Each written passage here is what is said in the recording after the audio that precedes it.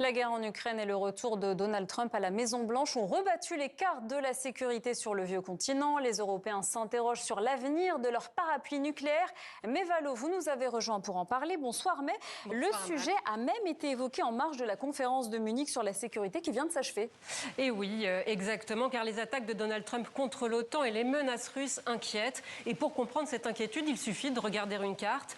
Hors Russie, la France et le Royaume-Uni sont les deux seuls pays européens à posséder leurs bombes atomiques. Et depuis le Brexit, la France est le seul pays membre de l'Union européenne doté de son propre arsenal nucléaire. Mais dans le cadre de la politique de dissuasion nucléaire de l'OTAN, l'Italie, les Pays-Bas, l'Allemagne et la Belgique hébergent au sein de leur territoire des armes atomiques américaines. La Turquie, qui ne fait pas partie de l'UE, a également reçu des armes tactiques américaines au nom du partage nucléaire, des armes placées sous le contrôle exclusif de Washington. Quelle est la solution alors pour les Européens? Bien, ce serait de se défaire de cette dépendance, mais c'est loin d'être simple. Vous l'avez dit, la question a été abordée ce week-end à l'occasion de la conférence de Munich sur la sécurité. Friedrich Merz et Emmanuel Macron ont relancé le débat sur la dissuasion nucléaire européenne. Paris et Berlin ont annoncé des discussions sur le sujet. Je vous propose d'écouter les déclarations du chancelier allemand, puis du président français.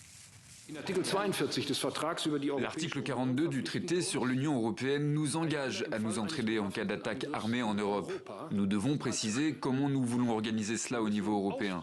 Non pas en remplacement de l'OTAN, mais comme un pilier solide et autonome au sein de l'Alliance. Nous devons réarticuler la dissuasion nucléaire. Nous avons engagé un dialogue stratégique, évidemment avec le chancelier Merz, mais aussi avec plusieurs dirigeants européens, afin d'examiner comment articuler notre doctrine nationale, garantie et encadrée par la Constitution, avec une coopération spécifique, des exercices communs et des intérêts de sécurité communs avec certains pays clés.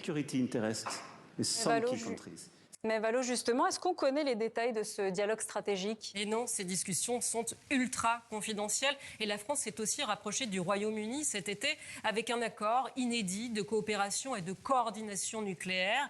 Mais la souveraineté européenne est loin d'être acquise. À mal, l'Allemagne, par les traités qu'elle a signés, ne peut se doter de la bombe atomique. Et le programme nucléaire britannique est en partie dépendant de Washington, avec des missiles, par exemple, de facture américaine.